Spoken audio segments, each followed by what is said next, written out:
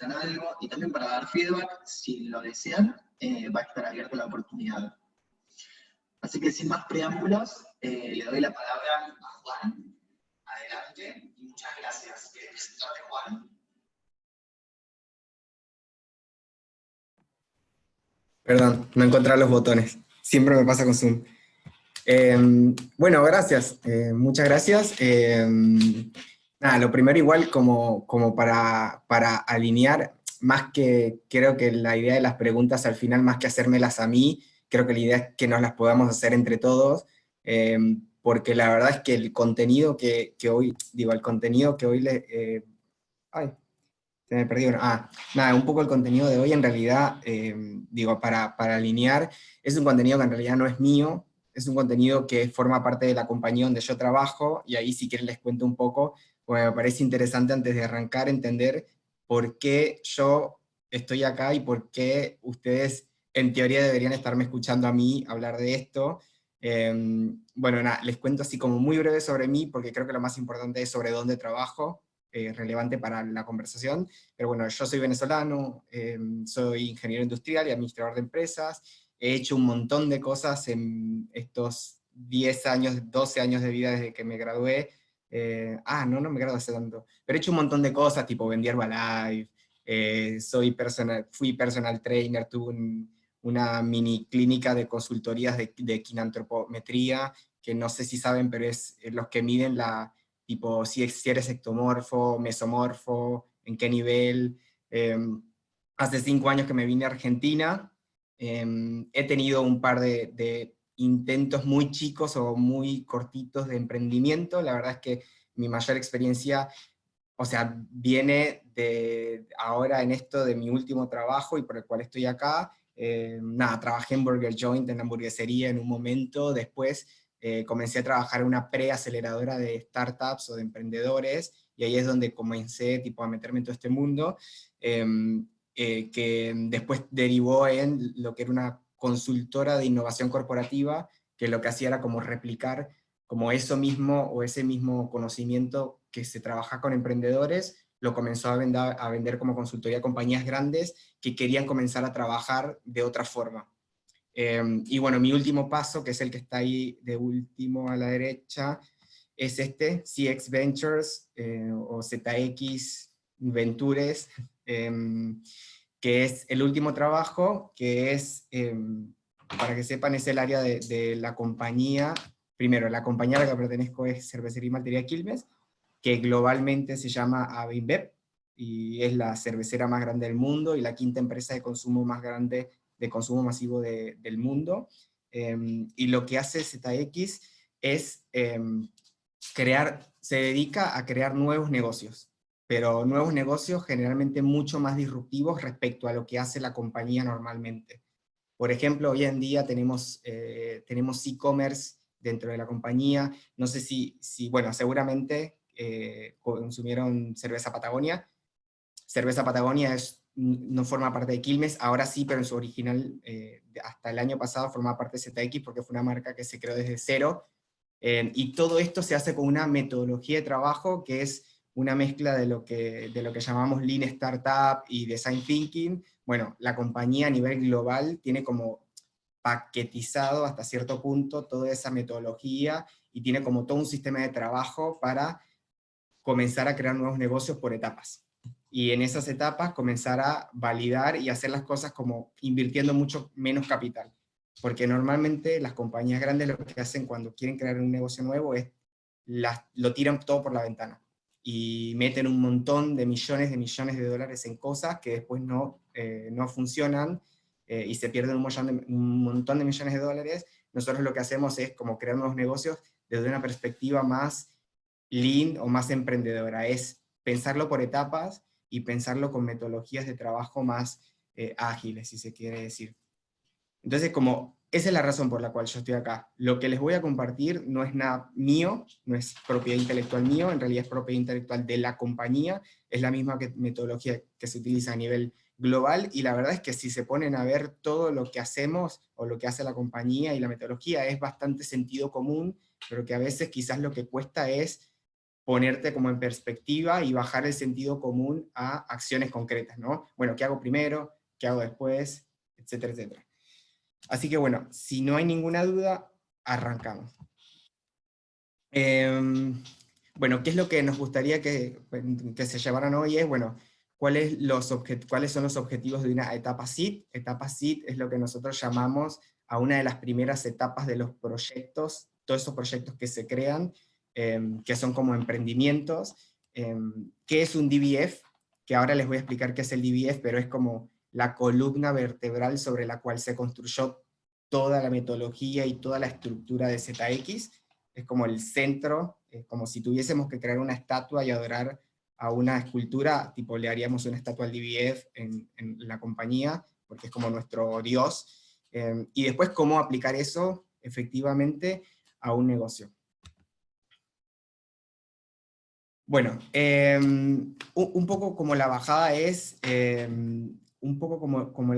nosotros tenemos que, perdón, está medio raro este Excel, este PowerPoint, me parece que lo copié mal, porque de nuevo, esto me lo robé, es parte de lo que tenemos en el training de la compañía. Estas son las etapas de los proyectos, ¿sí? Todos los proyectos que forman parte de ZX, si quieren les nombro, o sea, hoy en día tenemos por ejemplo los refugios Patagonia, que no es lo mismo que Cerveza Patagonia, es otro modelo de negocios, es algo que la compañía nunca había hecho, que era armar franquicias y vender franquicias, en lugar de vender birra o vender bebidas. Tenemos un e-commerce de cerveza que se llama Craft Society para Discovery, sería como una vinoteca, pero de cerveza y en el mundo digital, como conseguís muchas cervezas que nunca conseguís en ningún lado tan fácilmente. Tenemos otros proyectos que son más nuevos, que ahora vamos a ver uno de ellos desglosado, como siempre en casa, que es un sistema de estoqueo, es como un sistema de suscripción para estoqueo, es decir, si vos sabés que consumís 10 litros de agua y 5 litros de birra al mes, yo te digo, bueno, mira, suscríbete, yo te entrego todos los meses esa cantidad de birra y de agua, y a cambio te ofrezco un precio diferencial, ¿sí? Y siempre lo tenés el mismo día del mes, o cuando vos decidas, lo vas a tener en la puerta de tu casa, para que no tengas que salir al súper a buscar precios, ni a cargar con bolsas, ni nada por el estilo. Entonces, este es como el camino por el que pasan todos los proyectos, ¿sí? Que es la etapa de concepto, de oportunidad, hipótesis inicial, la etapa de pre-seed, que es definir el problema, la solución y el modelo de negocios, que ahora después les explico por qué este es el que vamos a ver hoy. Pre-seed, pero allá aparecía seed. Después está el seed, que es la validación del problema y la solución del mercado. Después la etapa de launch, que es cuando se lanza efectivamente el MVP al mercado y comienza a generar las primeras ventas y la primera atracción, y tiene que cumplir con ciertos esquemas o con ciertos objetivos para pasar a la etapa de growth, ¿sí? Que en growth, por ejemplo, hoy en día el único negocio que tenemos activo es el de franquicias y el de Craft Society, y después scale, que es cuando el negocio se va o se crece mucho, lo pasamos a la compañía, a Cervecería y Maltería Quilmes, que sería como el core de la compañía. Ellos lo que hacen, o el core de la compañía, lo que hace es a llevar cosas grandes a mucho más grandes. Y nosotros nos enfocamos en agarrar muchas cosas chiquitas y comenzar a hacerlo pasar por este embudo que es así, porque acá en concepto seguramente hay 20 proyectos, pero a Pre-Seed pasan 16 proyectos, y así pasan 8 proyectos, y a launch pasan 4 proyectos, y así, porque en el proceso se van matando con esta metodología de trabajo. Y bueno, esto por eso le decía, el DBF, esto que ustedes ven acá abajo, es un dashboard que si quieren también les puedo pasar para que ustedes tengan, esta es la forma en que nosotros llevamos la contabilidad, si se quiere decir, de nuestros proyectos, pero no contabilidad a nivel de egreso y salida de dinero, sino contabilidad de el progreso del proyecto, para entender si realmente estamos invirtiendo nuestro tiempo y nuestro dinero en algo que tiene un futuro como negocio, o realmente es hora de o cerrar el negocio o simplemente decidir hacer cualquier otra cosa, ¿sí? Dedicarnos a vender empanadas o lo que sea. Y bueno, este es ¿qué es el DBF? Ya les expliqué qué es la etapa, o qué es los objetivos de la etapa SEED, es entender si realmente ahí eso que craneamos, digo, esa combinación de segmento de clientes, de solución, de modelo de monetización, de canales de distribución de mi solución y de comunicación de mi solución, realmente tienen algún indicio de que tiene sentido seguir invirtiendo tiempo y dinero en ese proyecto, o no, o por el contrario, no hay nada. Ahí donde nosotros estamos buscando no hay nada, y lo mejor es matar el proyecto y ver si nos dedicamos o a armar otro proyecto, o pivotearlo, o dedicarnos a, no sé, o a trabajar en una empresa. Digo, lo que sea que decidamos, pero no seguir invirtiendo tiempo en ese proyecto. Bueno, el DBF está basado en el design thinking, porque es centrado en el usuario. En nuestro caso nosotros decimos el consumidor de bebidas, no solo de cerveza, porque también tenemos gaseosas, y Red Bull, Tropicana, otros tipos de bebidas. Descubrir cuáles son sus necesidades. Nuestro foco en realidad, a diferencia del Cervecería Maltería Quilmes, nuestro foco tiene que ver con el descubrir problemas del consumidor y traerles soluciones a esos problemas del consumidor. O sea, nosotros en realidad la mayoría de nuestras métricas de éxito de los proyectos en las primeras etapas, y esa es una gran diferencia que tenemos con Quilmes, no están basadas en el retorno de la inversión únicamente, sino están basadas en el feedback de los consumidores, ¿sí? Después, cuando el proyecto avance y que nosotros validamos que realmente construimos una solución que se puede hacer y que hay consumidores, suficientes consumidores para construir un negocio rentable, lo pasamos al core, que sería Quilmes, y ellos son buenísimos en optimizar cosas, en optimizar negocios, bajar costos, negocian con proveedores, establecen procesos para optimizar, pero esa no es nuestra etapa, nuestro objetivo. Nuestro objetivo es entender efectivamente si eso realmente tiene en la cabeza del consumidor, tiene un asidero, ¿sí? Si realmente solventa problemas. Y el framework, bueno, y el framework del DBF lo que busca es resolver problemas reales, ¿sí? Entonces ahí lo que luchamos es contra el mindset de muchos años de multinacional y de gran compañía, de que como tenemos plata y podemos construir lo que querramos, siempre se construyen cosas a lo grande y se lanzan proyectos a nivel nacional con mucha plata y Tinelli promocionando el proyecto, que vende un montón mientras eso está pasando, pero después cuando le sacas la publicidad se desinfla porque en realidad lo que atacaba o el problema que supuestamente atacaba no existía. Simplemente fue un problema que se infló a punta de dinero y al final lo que queda es el cascarón, ¿no? Es un sistema de evolución constante, que tampoco pasa mucho entre Cervecería y Maltería Quilmes, porque como es una gran compañía, está muy enfocada en replicar y hacer cosas. O sea, ellos, su rol es replicar un proceso una y otra vez de forma eficiente. ¿Sí? Nuestro proceso, en cambio, tiene que ver con ir haciendo ajustes e ir aprendiendo cosas nuevas e ir ajustando la solución hasta dar con la solución más perfecta, si se puede decir, que podemos encontrar. Y por supuesto las métricas de DBF nos indican que nuestro negocio puede crear valor, ¿sí? Efectivamente que es, puedo crear valor, que es la de desirability. Perdón, que paro cada 5 segundos, es que me cuesta mucho la pantalla. Ahí está, ya le saqué la pantalla. Ahora sí puedo ver toda la presentación. Y esa D y esa B y esa F son 3 conceptos generales. Uno es desirability. Y desirability es, en español sería como deseabilidad, pero lo que quiere decir es, bueno, la gente efectivamente quiere esto que yo estoy construyendo, o efectivamente la gente tiene un problema y ve que mi solución, que le importa, por supuesto, y si le importa, ve que mi solución, lo que sea que estoy construyendo, lo soluciona ese problema. La B tiene que ver con viability o con viabilidad del negocio. Esto tiene más que ver con temas más financieros, económicos sobre todo. Es, bueno, yo eso que voy a hacer, ¿lo puedo hacer rentable? Digo, ¿puedo finalmente hacer suficiente plata para que justifique todo el tiempo y el dinero que yo le voy a invertir a este proyecto, porque hay que considerar no solo el dinero, sino también el tiempo, porque el tiempo es algo que nunca vuelve, y muchas veces uno de los errores que cometemos es que como nuestro tiempo es nuestro, y lo invertimos en el negocio, no lo tomamos en cuenta, y la verdad es que es en realidad lo más valuable de todo, porque a diferencia del dinero, el dinero puedes tener más dinero hoy, menos dinero mañana, pero lo que nunca vas a tener más es tiempo, siempre tenés menos tiempo. Y feasibility es si efectivamente yo lo puedo construir y lo puedo entregar. Y esto tiene que ver con mucho de, por ejemplo, puedo tecnológicamente diseñar esto, y también, y muy importante, si legalmente yo puedo hacer esto. Porque hay muchos negocios que están divinos, y divinos, divinos, pero cuando lo llevas al terreno legal, eh, no podés implementarlo por la regulación del país o de la región en la que se encuentra.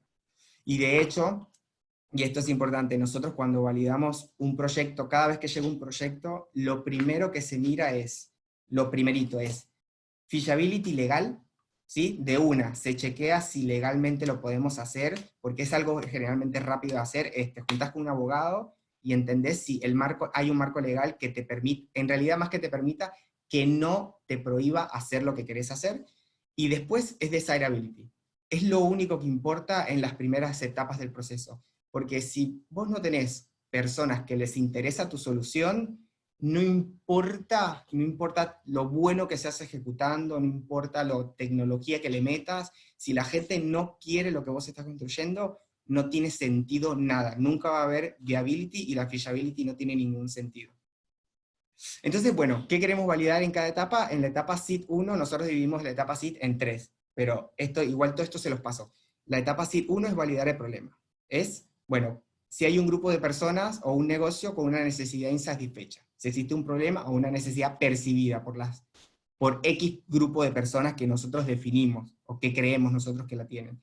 El SEED 2 es validar la solución, que es diferente, porque yo a veces puedo entender un problema o detectar un problema, pero lo que yo construyo, la solución, la gente no lo quiere, o no lo percibe, o no percibe la solución bien, o a veces son temas culturales, por ejemplo, que ellos no se imaginan utilizando esa solución. Y la SEED 3 tiene que ver con validar el modelo de negocio, tiene que ver con agarrar un poco de las dos cosas y entender en una primera etapa si yo puedo a nivel general construir un modelo de monetización que medianamente me indique que va a ser rentable, o que puede llegar a ser rentable, que puede que no, porque nada de esto que nosotros hacemos tiene certezas. Lo único de lo que estás seguro es cuando algo no va a funcionar, pero después lo que tenés son indicios de que algo podría funcionar. Entonces, la etapa 1, que es el SEED 1, la validar el problema, hay un checklist que es, nosotros tenemos que tener un problema planteado que las personas confirman que es un problema significativo en sus vidas. Y esto lo hacemos nosotros muy de calle, muy de salir a hablar con personas, ¿sí? El target es poder identificar y describir quiénes les afecta el problema, eso es como lo que nos piden, que nosotros seamos capaces de como dibujar, hacer un borrador de cómo se ve esa persona, quién es, dónde está, qué edad tiene, qué cosas hace, usualmente qué género por ahí tiende más a tener. Y el workaround es, bueno, que yo puedo explicar que cómo las personas solucionan hoy ese problema. Que a veces el workaround o la solución alternativa es no hacer nada. Y eso es una posibilidad. Hay problemas con los que vivimos y que ya nos resignamos a no hacer nada.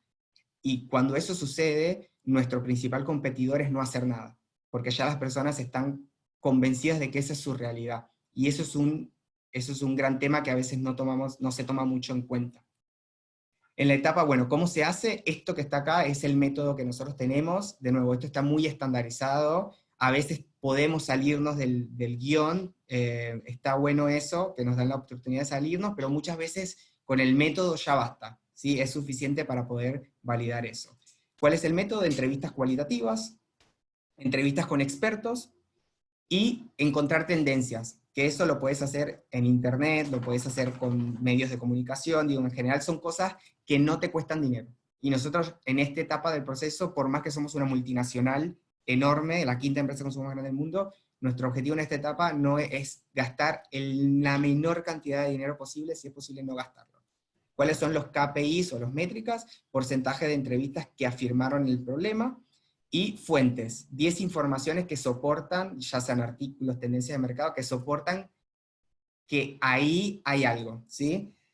¿Cuál es el target del objetivo? Testear el problema, ¿sí? Y esto es lo que nosotros llamamos como construir al menos 30 conceptos alrededor del problema, ¿sí? Porque a veces el problema lo puedes dibujar de muchas formas. No solo el problema, sino también quién lo tiene. Porque a veces vos podés decir, bueno, esto lo tiene las personas jóvenes, pero las personas jóvenes que, no sé, o que suelen hacer este deporte, o que suelen frecuentar esto, o que suelen... Digo, la idea es construir al menos 30 alternativas para testearlas, ¿sí? Y el workaround es también con entrevistas cualitativas. Sí, es entender que en realidad usualmente lo hacemos junto con la validación del problema, es, bueno, vos cuando te enfrentás a este problema, ¿qué haces? ¿Cómo lo solventas? Bueno, yo lo solvento de esta forma, tengo esta app, o simplemente no hago nada. ¿Qué es lo importante de esta etapa? ¿Qué es lo importante de esta etapa? Siempre, por ejemplo, siempre tratar de no usar lo que nosotros llamamos métricas vanidosas. ¿Qué son métricas vanidosas?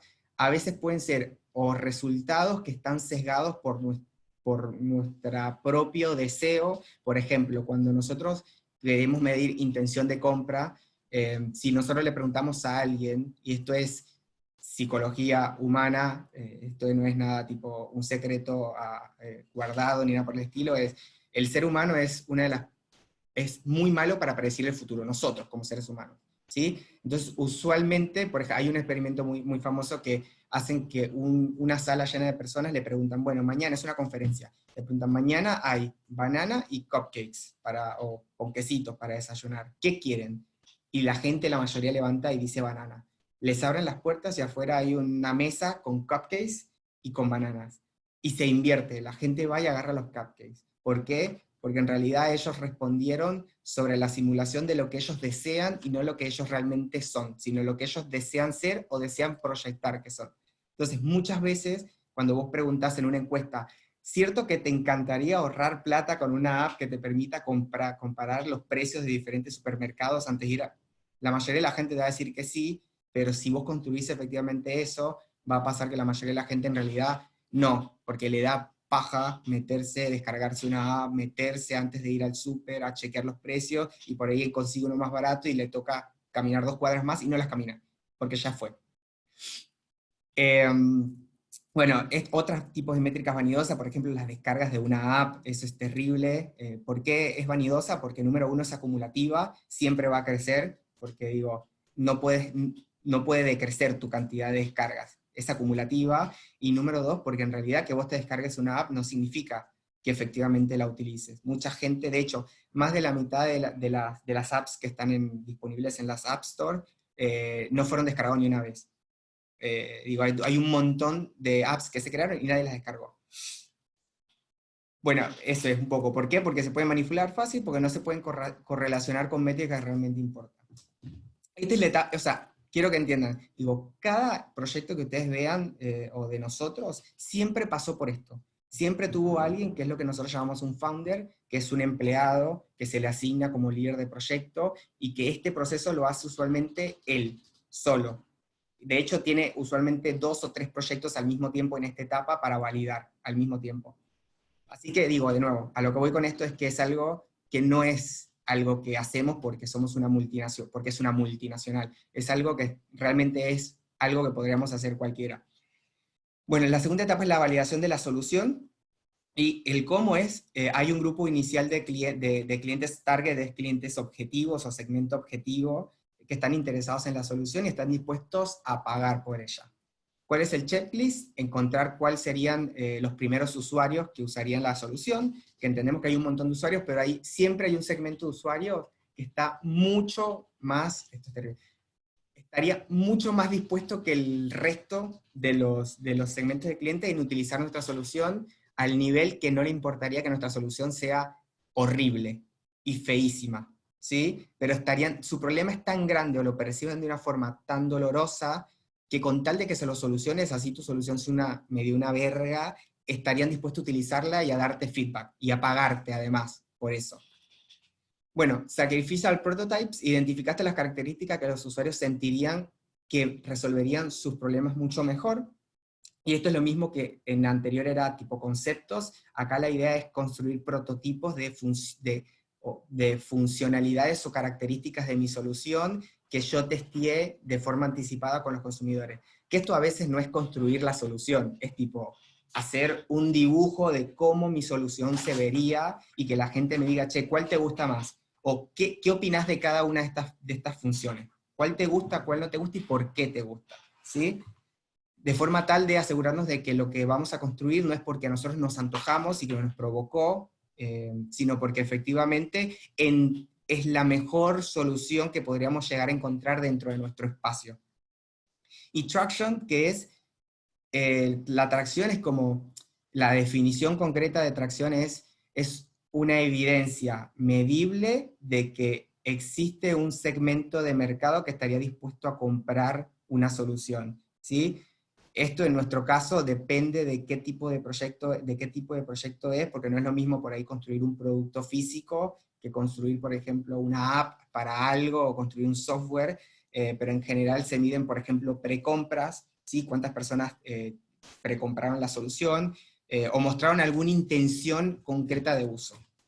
Y bueno, ¿y cómo validar la solución? En la etapa SIP2, de nuevo, acá es método KPI. Usualmente lo que se utilizan son entrevistas más profundas con el consumidor sobre la solución, y encuestas, ¿sí? Esto, lo de KPIs, acá en este caso no hay KPIs como tan estrictos, porque la verdad es que ahí se abre un abanico, porque de nuevo, nosotros tenemos negocios como franquicias, que son bares, tenemos e-commerce, que son digitales, tenemos negocio de merchandising, todo lo que es tipo, por ejemplo, las gorras Corona, los vasos de Corona o de Stella. Entonces, como que depende de cada modelo de negocio, tenemos como una gran base de datos, que vos seleccionás cuál es tu modelo de negocio, cuál es tu D o desirability, viability, feasibility, y te lanza como, y tu stage, tipo si estás en SID, SID 1, SID 2, y te dice más o menos cuál sería el ideal de tu KPI y de tu criterio de éxito. Características identificadas, bueno, acá muchas veces lo que hacemos es Facebook, A/B test en Facebook, es decir, poner dos piezas en Facebook y compararlas la una con la otra para entender cuál performa mejor, cuál funciona mejor, y prototipos que generen atracción, es decir, que te generen o precompras, o por ahí muchas veces se puede lograr efectivamente hacer ventas, y eso es mucho más fuerte, y sobre todo obtener feedback del usuario. Y bueno, para la intención de uso o de compra, se utilizan mucho las preventas, lo que son cuestionarios cuantitativos, o lo que son muestras. Ahora les voy a mostrar un caso concreto de lo que nosotros hicimos. Yo creo que acá lo bueno es que por ahí alguno se anime a contar de su proyecto, y más o menos cómo se imagina o si ya hizo algo como esto, o si no lo ha hecho, para que todos opinemos sobre, bueno, yo me imagino que se puede hacer de esta forma, o yo en algún momento lo hice de esta forma. Este es uno de los proyectos que nosotros, este es uno de los proyectos internos, que cuál es el problema que ellos encontraron, o que ellos propusieron. Ellos lo que dijeron es, en general el usuario está cansado del agua, porque digo, vos intentás ser saludable, y vos vas a un bar, por ejemplo, con amigos. Entonces, ¿qué opciones tenés? Tenés la birra, la cerveza, que es alcohol, que no es saludable y que mucha gente no quiere tomar alcohol y que engorda. Después tenés la gaseosa, que por ahí la puedes pedir sin azúcar, pero no deja de ser procesada y llena de químicos. Y si no, el agua. Pero el agua es el otro extremo, porque el agua es lo más saludable que tenés, pero es extremadamente aburrido, y la verdad es que en una ocasión de social, no es lo mismo brindar con una copa de agua que brindar con una copa o brindar con un vaso de cerveza. Entonces ellos lo que comenzaron a crear, cómo validaron inicialmente esta problemática al consumidor, hicieron A/B testings en Facebook. Sí, lo primero que hicieron fue entrevistar consumidores y preguntarles efectivamente qué consumían ellos, cuáles eran alternativas saludables, qué consumían y qué opinaban sobre el agua, qué opinaban sobre las gaseosas, y comenzaron a sacar como frases, las frases que más se repetían, y encontraron que, bueno, esto, las gaseosas son procesadas, tienen químicos, la birra engorda, no es saludable, el agua es aburrida, el agua me aburre, no es lo mismo, me siento mal compartiendo con amigos, y construyeron esta solución que en realidad esto no existió nunca, esta botella. Ellos lo que hicieron fue crear en Wix una landing con un diseñador que les hizo todo esto, que es falso, y tenían este botón de que dice probala. Entonces, en teoría vos ibas ahí y te mostraba un mapa, o debería decir dónde comprarla. Y en realidad la botella no existía, por lo cual vos no lo podías comprar en ningún lado. Cuando vos ibas a ese clic, lo que te decía es, bueno, estamos construyendo esta solución, estamos construyendo este proyecto, si querés ser el primero en enterarte cuando lo lancemos, dejarnos tu mail. Entonces ellos lo que me dieron fue cuántas personas de las que entraban a la landing, a la web, hacían clic. Y eso fue lo que utilizaron como validación. Y bueno, la etapa SID 3, porque esto es SID 2, recuerden, esto es sin la solución, esto es validación de la solución, no validación del modelo de negocio. Y la etapa SID 3, que es, que el objetivo es, perdón, que el checklist que nosotros tenemos internamente es generar un prototipo ganador, es decir, que elegiste un prototipo ganador y tu solución está generando los resultados esperados. Transacción en marcha, que tu producto y tu precio inicial están validados por los clientes, muy inicialmente, pero están validados por los clientes, y tracción continua, que los clientes iniciales recompraron y recomendaron tu producto. Porque de nuevo, en la etapa anterior, vos lo que tenés es como una acción muy única, que es, bueno, le di clic a probarlo, pero de que yo le dé clic a probarlo y que lo compre, y que además que lo compre, lo vuelva a comprar por segunda vez, hay un trecho enorme, porque por ahí el líquido es una verga, sabe malísimo, y la verdad es que no lo quiero volver a consumir. Pero por eso, como que lo importante acá es priorizar qué cosas tengo que validar antes, porque más allá si el líquido es o no es rico, si la propuesta de valor de la bebida no tenía un encaje en el mercado, no tenía sentido que yo desarrollara el líquido. Bueno, estos son los métodos del checklist: crear un MVP o un producto mínimo viable y los testeas con tus usuarios finales, que no sé si es un concepto que son familiares con el del MVP, pero básicamente tiene que ver con construir la solución lo más básico posible, pero siempre que cumpla con el objetivo, ¿sí? O sea, no puede ser la landing o lo que hizo antes no es un MVP porque no permite solventar el problema, ¿sí? Es una prueba de concepto. El MVP tiene que efectivamente solucionar el problema, ¿sí? En el caso de la landing podría ser las primeras del producto de lupo, podría ser las primeras producciones o el primer batch de producción del líquido a intentar venderlo.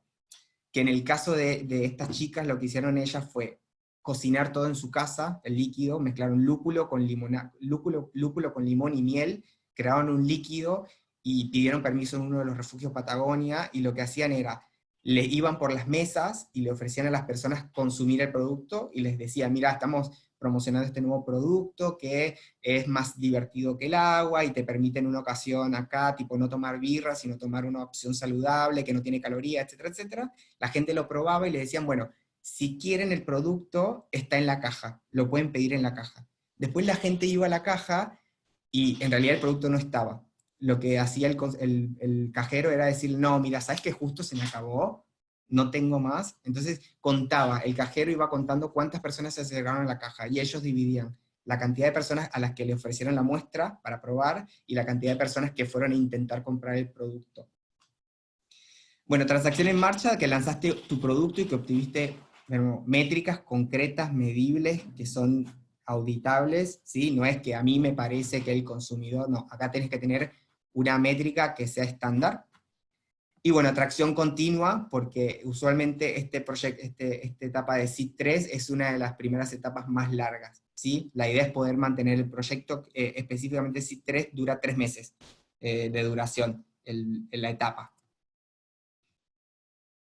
Bueno, y viability, todo esto, si se fijan, está generalmente, todo esto que les conté está usualmente vinculado con desirability, ¿sí?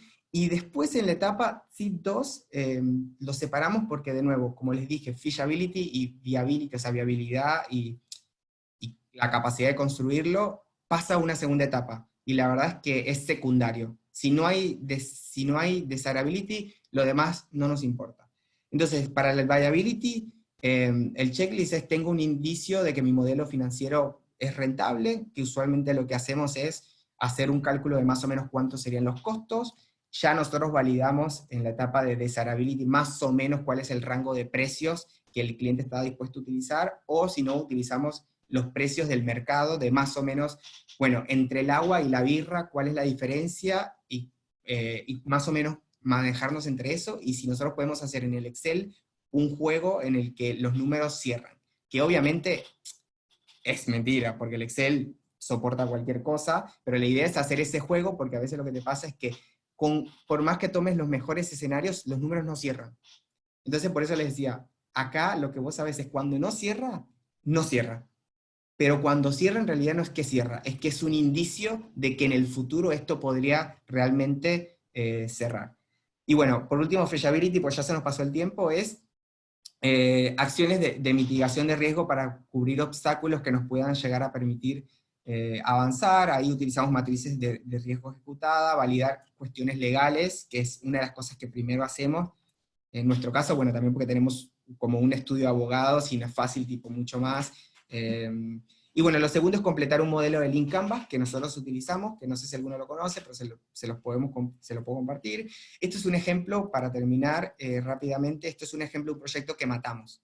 Esto es un proyecto que murió, que se llamaba Bernie Delivery. La propuesta o la problemática era, che, en las previas siempre es un quilombo. ¿Quién compra el alcohol? Que el alcohol esté frío, la gente se tiene que transportar con las birras, nadie se acuerda y a último momento tienen que salir a comprar y tenés que dejar los invitados en casa. Eso se validó, esa problemática más o menos se validó, y cuando se hizo la primera etapa del piloto, que era, bueno, la solución era un sistema de entregas de delivery de birras en 35 minutos frías. Se hizo la primera etapa, se construyó con un equipo muy chico, eran 3 personas, y un repartidor que se contrató, y lo que pasó ahí fue que la gente compraba, pero la gente se disparaban porque obviamente las previas comienzan después de las 10. Y después de las 10 había un vacío legal porque no estaba 100% claro si vos podías vender o no podías vender alcohol. Entonces, como los picos de consumo que le hacían sentido a la rentabilidad del negocio estaban en horarios que eran legalmente dudosos, ese proyecto se mató por completo por eso, y también en parte porque también lo que se aprendió es que no tiene sentido para el consumidor un negocio que solo te vende un segmento de birra. Bueno, esto rápidamente, el checklist de viability: identificar tus fuentes de ingreso y tus costos. Esto, si quieren los términos, después lo podemos ver con cada uno. Y después, a nivel de feasibility, tener un plan integral de recursos, actividades, hitos para lanzar el piloto. Digo, si yo voy a construir una app, que yo sepa que tengo una agencia que me sabe cómo desarrollarme la app, o cuánto me va a costar, o si efectivamente hay tecnología disponible, cuánto me costaría para desarrollar ciertas funciones en caso que fuese software. Bueno, algunos tips: siga su plan de validación, que es este dashboard que nosotros tenemos acá. Como ven, tiene el AD de Desirability y las diferentes KPIs. Como lo pueden ver, así es como todos trabajamos con esto, y lo que vamos es midiendo para entender cómo se comportan esas métricas, y entender, bueno, si tiene sentido lo que estamos haciendo o no, entender qué hipótesis vamos a validar, porque todo lo que hacemos en esta etapa, nada es certero, todos son suposiciones, y lo importante es, con data, entender si esas suposiciones son reales o no. Bueno, claramente cuál va a ser el experimento para validar esa hipótesis, cómo voy a medir el éxito, que sería cuál va a ser el KPI, voy a medir los clics, voy a medir qué. No tener miedo a invalidar hipótesis, porque piensen que cada vez que ustedes, si van a construir un negocio de lo que sea, cada vez que ustedes hacen un experimento y el experimento les da negativo, y digo negativo porque lo que ustedes pensaban que era real, en realidad terminan demostrando con métricas que en realidad es falso y que no se condice con la realidad del mercado. Piensen la cantidad de plata y de tiempo que se están ahorrando en no haber construido esa solución, invertido tiempo en esa solución.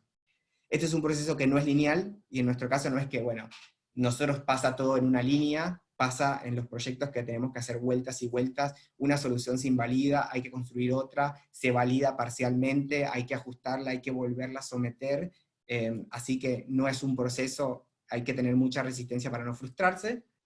Y bueno, esta última frase que le encanta a mi jefa, que es enamórate del problema y no de la solución, porque de nuevo, en esta etapa lo más importante es realmente encontrar un problema relevante.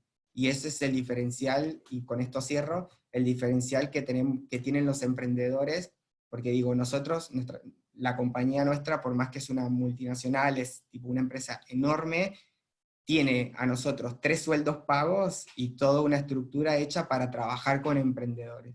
Voy a decir, bueno, pero ¿qué le puede envidiar una compañía multinacional que cotiza en bolsa a los emprendedores? Y la verdad es que la diferencia y lo que nosotros, o como compañía, nos cuesta mucho hacer que al emprendedor, o a ustedes, o al emprendedor, nosotros como emprendedores particulares, es realmente encontrar problemas relevantes y construir soluciones relevantes de forma rápida.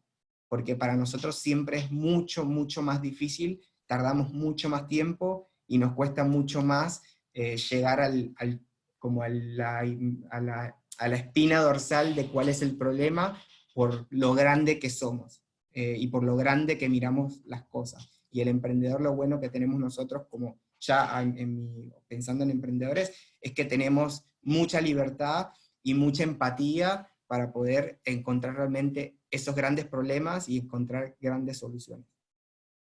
Bueno, con eso cierro, y ahora la idea es que ya me pasé de tiempo, perdón, siempre me pasa esto. La idea es que, bueno, nada, no sé si hay preguntas, o lo que me encantaría es que, bueno, alguno pueda contar por ahí su proyecto y si esto en algún momento lo aplicó o si se le ocurrió de alguna forma que podría aplicarlo.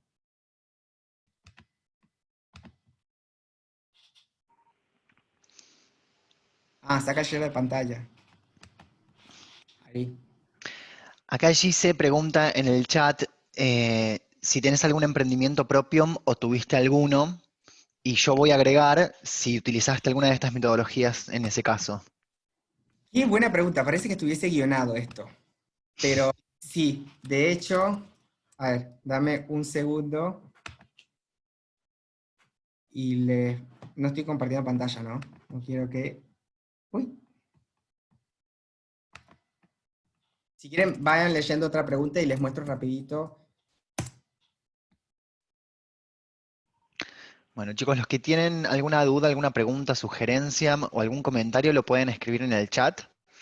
Y en caso de que quieran hacerlo, se pueden desmutear y ordenadamente vamos haciendo las consultas. Hola, perdón, ¿puedo? Sí, Gus. Sí, obvio. Eh, Gracias, Juan, por compartir esto. Che, tengo una pregunta. Con todo lo que vienen viendo de proyectos, de gente que está haciendo cosas, ¿cómo ven ustedes que se están acomodando el trama? ¿Les está costando mucho a los emprendedores con los que vienen laburando? Y si ustedes observan que están por ahí los que se están pudiendo acomodar, si están pudiendo hacer algo, por ahí, no sé, 3 cosas que ustedes observen que por ahí estén haciendo ellos como para timonear, digamos, ¿no? Para pivotear. Sí, es una muy buena pregunta. Ya encontré otro documento, así que respondo las dos juntas. Mirá, yo te digo, nosotros tuvimos una call con nuestro director la semana siguiente, el lunes siguiente a que pasó todo esto, y la verdad es que básicamente la bajada fue, la verdad es que el contexto cambió y no cambió ahora, mientras dure la cuarentena. O sea, el mundo cambió y el contexto cambió. Obviamente cuando termine la cuarentena no vas a hacer las cosas más tan extremas, pero ya la gente va a actuar de otra forma. Y hay muchos cambios que por ahí se esperaba que iban a pasar en 5 años, como el tema de la adopción del teletrabajo, el e-commerce, que se están adelantando y van a pasar en semanas. Entonces lo que nos dijo él es, en este contexto hay cosas que hay cosas que hay que matar, y de hecho matamos proyectos de ipso facto, se desactivaron. Por ejemplo, hay un proyecto que nosotros tenemos, o un negocio que se llama, que es Shopping Home, que es venta de alquiler de choperas para fiestas. Vos tenés una fiesta el sábado, te metés, reservás tu chopera y te llevamos la chopera con hielo lista para que se use ese día y después te la retiramos. Y vos tenés tu chopera. Ese se mató de una sola vez. Y después nos dijo, hay por ahí proyectos que tiene más sentido acelerar y hay que acelerar porque resuelven un gran problema del consumidor y vamos a tener que acelerarlo. Y lo que pasó es que nuestros e-commerce principales, que son Craft Society, Siempre en Casa y AppBar, que es un nuevo proyecto de delivery de bebidas, crecieron en una semana, la primera semana del COVID, 809%. O sea, el crecimiento en una semana. O sea, ellos estaban teniendo, el proyecto más chico, más nuevo, era AppBar, que se había lanzado hace 2 semanas, se había lanzado AppBar, tenía 10 pedidos diarios y pasó a tener 200 pedidos diarios. Entonces, un poco lo que nos bajó nuestro director, que yo recontra mega admiro a mi director, y la verdad es que me parece un grosso, alguien que sabe mucho, es vos tenés que entender en este contexto cómo vos resolvés problemas reales, porque ahora son problemas mucho más reales que antes del consumidor.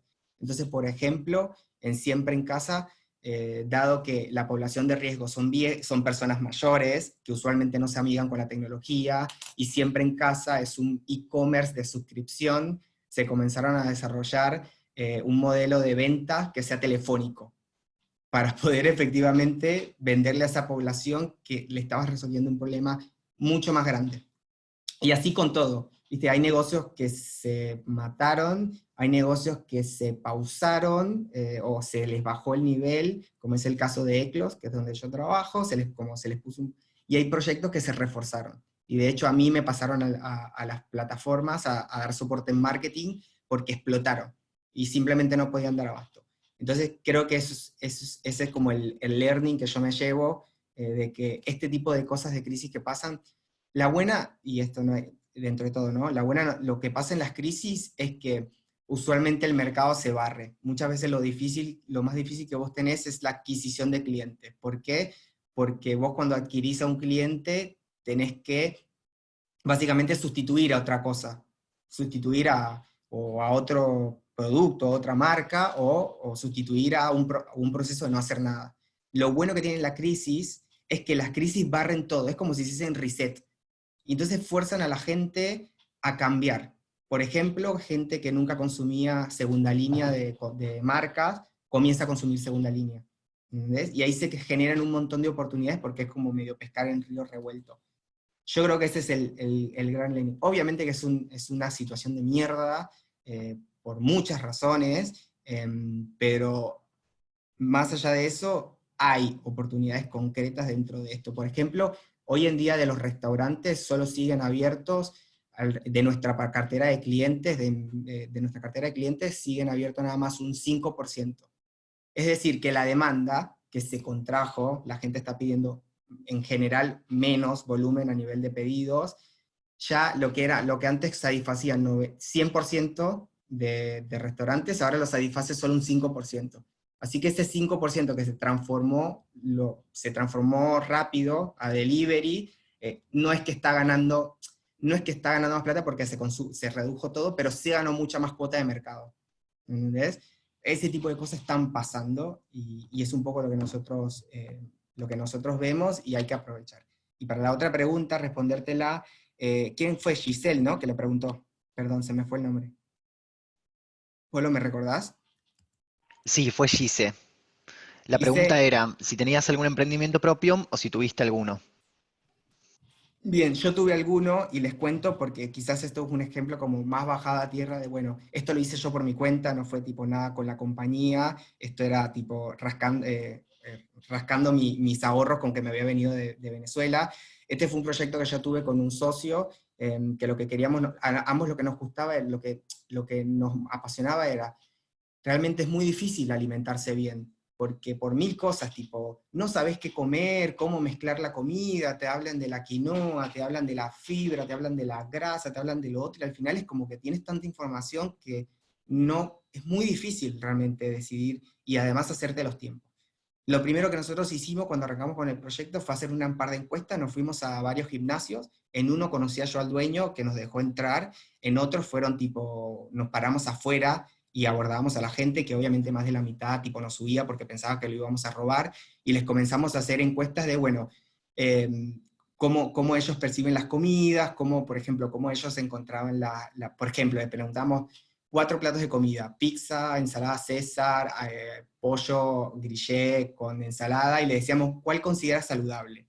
Y ahí, por ejemplo, aprendimos cosas como que la gente decía, el 75% decía que la ensalada César era saludable, cuando mi socio y yo, que éramos re freaks de esto de la alimentación, sabíamos que no, por el amor de Cristo, una ensalada César es terrible a nivel alimenticio, está llena de grasas a morir, pero bueno, comenzamos a relevar esa información y lo hicimos con un Google Form, y nos paramos afuera de varios gimnasios, y la mitad de la gente nos subía. Pensamos que o le íbamos a vender, no sé, una donación o algo así por el estilo. Así que con eso recolectamos la info, y la primera etapa del proyecto, la siguiente etapa que hicimos fue validar desirability, porque yo estas recetas que ustedes ven acá, son recetas que yo tenía y me las traje de Venezuela, pero la mayoría, o sea, eran como recetas tradicionales que yo las retransformaba con otros ingredientes y las pasaba a ser más saludables. Pero ¿qué pasa? Muchas eran a base de yogur. Entonces teníamos la duda de si al argentino le iba a gustar el yogur como un ingrediente en una comida salada. Entonces lo primero que hicimos fue ir a Coto, comprar productos, hacer un par de comidas, aprovechar de ir midiendo y sacando costos de cuánto nos salía cada ensalada y todo lo demás, y comenzamos a venderle a un par de personas que eran amigos, una peluquería donde él se cortaba el pelo, a los peluqueros que estaban ahí, las peluqueras y los peluqueros que estaban ahí, a un par de amigos más que vivían cerca de él, y comenzamos a hacer y les vendimos, a un precio que la verdad es que no daba para cubrir los costos, pero no daba para cubrir el tiempo que nosotros le metíamos. Y medíamos la recompra para entender si los menús a nivel sabor a las personas les gustaban. Lo tercero que hicimos fue hacer esto. Y fue como un menú que hicimos de hecho esto lo sacamos de internet, ese fondo, y le pegamos las fotos que nosotros mismos tomamos en los proyectos, y se los dimos a 2 amigos que teníamos en Accenture, porque nuestra hipótesis era que esto estaba enfocado a personas al mediodía, personas que estaban en microcentro laburando, y que esto lo iban a consumir al mediodía, como su almuerzo, y definimos esos precios que estaban ahí, que incluían el envío, y que incluían una botellita que tenía agua con miel, limón y chía, como una bebida saludable. Y bueno, se los dimos a esas personas, amigos nuestros, que teníamos dentro de Accenture laburando, para que le compartieran con sus compañeros de trabajo a ver si compraban. Día 1 nadie compra. Día 2 nadie compra. Así que los llamamos y les preguntamos, che, ¿qué onda? Tipo, ¿por qué nadie nos levantó pedido ni nada por el estilo? ¿Sabes por qué? Me dijo, bueno, sí, la verdad es que me dijeron que es muy caro. Yo, nosotros ya estaba indignado porque 85 pesos, en ese momento, esto era 2017, la verdad es que cero caro, estamos hablando que un combo de McDonald's ya estaba en los 100 pesos. Y entonces yo le digo, ¿pero por qué? Y me dice, bueno, porque ellos me dicen, mira, yo bajo al chino vegetariano, que es la comida por peso, y me vende en 55 pesos la comida y la gaseosa, y me la sube y hasta me la llega a subir hasta la oficina. ¿Qué pasó con eso? ¿O qué fue lo que aprendimos?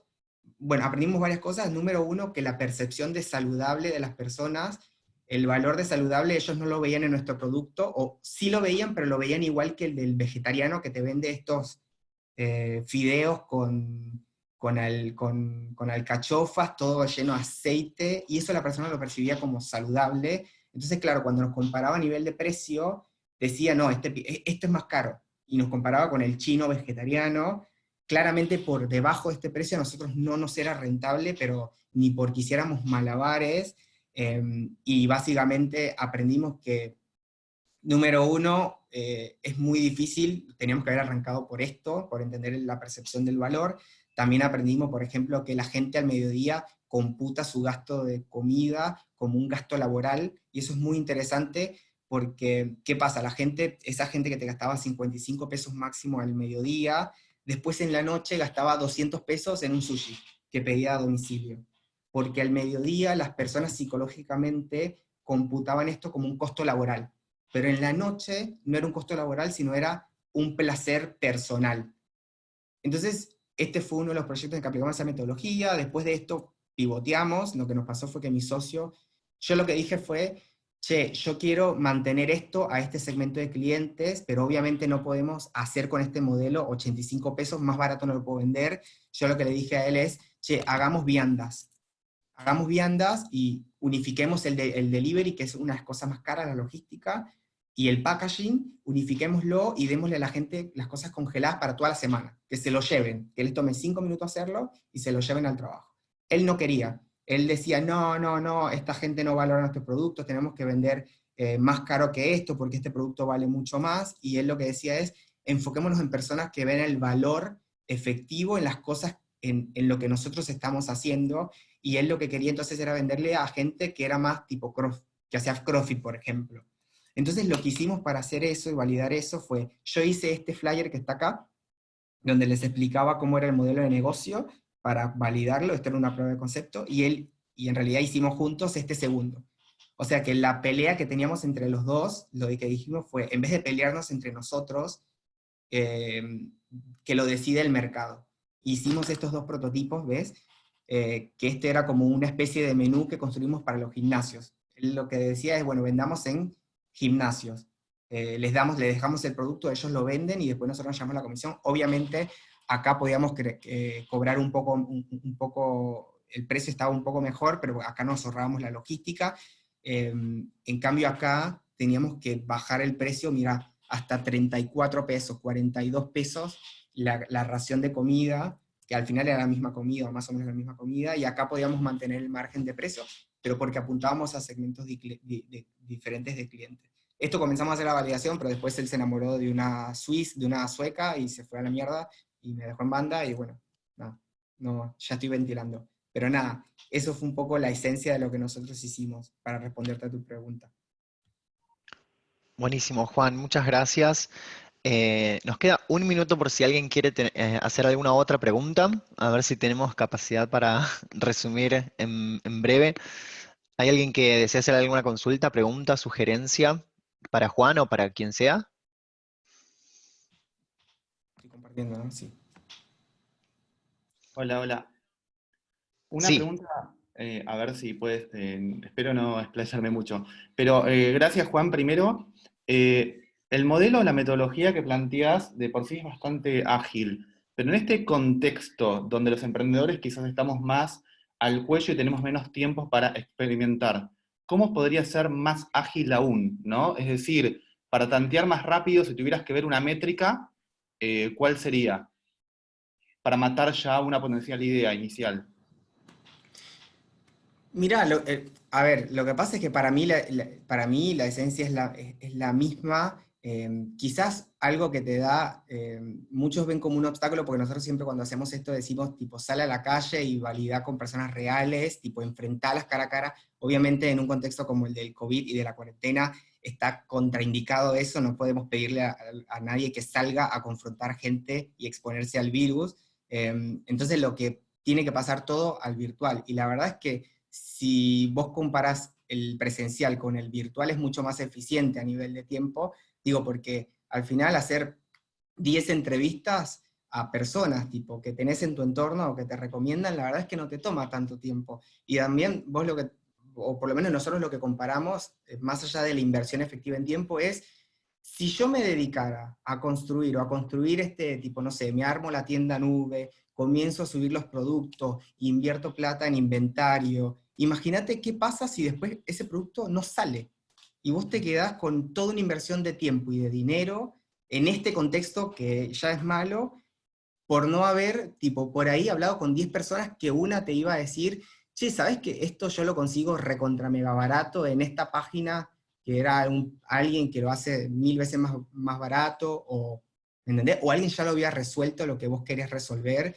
y simplemente era que vos no sabías que había una solución, se te pasó por alto, y te ahorras todo ese tiempo e inversión de dinero, que es lo que ahora algo que escasea un montón, en construir la solución. La verdad es que esa es como mi respuesta.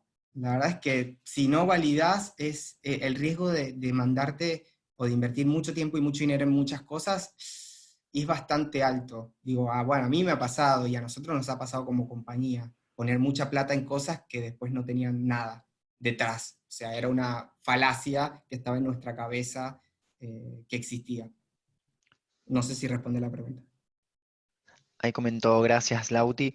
Y tenemos una última pregunta y con esto cerramos. A ver si Gise tiene una nueva pregunta que es, si en tu experiencia, Juan, la validación B2B, o sea, de un modelo de negocios orientado hacia negocios, hacia empresas u organizaciones, es más compleja que la B2C. Y lo que ahí, lo que pasa es no sé si hay una respuesta, no sé si puedo decir que una es más compleja que la otra. La ventaja que tiene B2B es que en general vos tenés que hacer menos entrevistas y está como medio más nucleado todo, porque digo, ahí tenés como mucho más referentes. No sé, tenés cámaras, asociaciones, tenés expertos que se dedican a eso, y como que en menos entrevistas vos podés tener un panorama más claro, más o menos por dónde van los tumbos. Pero después vos lo que tenés en el B2C es que en general tenés que hacer muchas más encuestas, es mucho más difícil encontrar al consumidor, pero por ahí puede que sea más accesible porque tenés un montón de amigos a los que podés entrevistar, no sé. O sea, me parece que a lo que voy con esto es, no creo que haya una respuesta definitiva, yo creo que es un gran depende de qué tan bien conectado estás con el mundo B2B. Digo, por ahí si vos venís ya de una consultora que tenías mucho contacto con gente de otras compañías, se te va a hacer así rapidito, y si no, bueno, se te va a hacer más complicado. Quizás si, caso contrario, si ahí quisieras hacer B2C, se te va a hacer más complicado B2C porque nunca trataste con personas, ¿entendés? Y no tenés los contactos. Yo creo que es un gran depende, y que si vos querés reducir el tiempo, lo más inteligente no es desarrollar contactos vos, sino buscarte a alguien, o para sumar como socio o como mentor que te ayude, que sí tenga esos contactos para hacer la validación o la investigación. Muchísimas gracias, Juan. Vamos a dar cierre por hoy a la charla. Esta es una clínica que hicimos con Juan a partir de una encuesta que les hicimos a los miembros del club sobre qué tipo de charla y con qué contenido les gustaría comenzar este ciclo. Así que la ganadora fue la de Juan, por eso tuvimos el placer de escucharlo hoy. Los invito a seguir la conversación en el grupo de WhatsApp, la mayoría ya está ahí, y el que no, me puede escribir. Yo voy a pasar ahora mi mail por si alguien quiere contactarme por algún tema del Club de Emprendedores, y te invito, Juan, también a que escribas tus datos de contacto por si alguien tiene alguna duda, o tus redes sociales de preferencia. Así que muchísimas gracias a todos, y seguimos hablando la conversación en WhatsApp, si les parece. Igual me